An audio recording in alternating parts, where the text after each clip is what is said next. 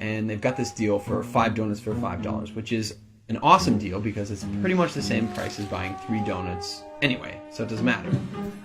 And I set my stuff down, and I pick up the paper, and I start reading the paper, and this guy sits down across from me. And so I, look over the paper, and he kind of gives me a bit of a smile, and I give him a bit of a nod, and I go back to reading the business section. A little while later, I hear this rustling on the table, and I look over, and the guy has got his hand in the bag of donuts. Okay, that's a bit weird, but it doesn't really matter. The guy looks like he's homeless. He probably needs it more than I do.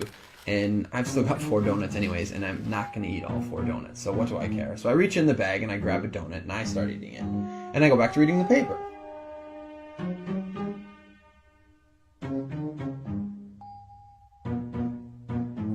So I'm just getting into the social pages, and I hear this rustling on the table again. And I look over, and the guy's got his hand in the bag of donuts again. He takes a bite, and I'm like, what the crap?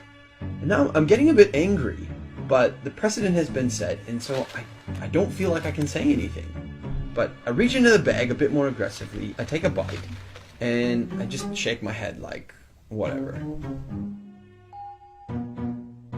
So a few minutes have gone by, and there's this call on the loudspeaker for the next departure, and the guy gets up and he starts gathering up all his stuff, and he gets to the end of the table and he stops, and I see him out of the corner of my eye, and he reaches into the bag and he pulls out the last donut, and I'm like, seriously?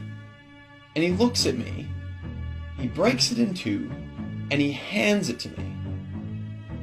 I reach out and I take this half, and I'm in total disbelief, and he kind of nods at me and he walks off.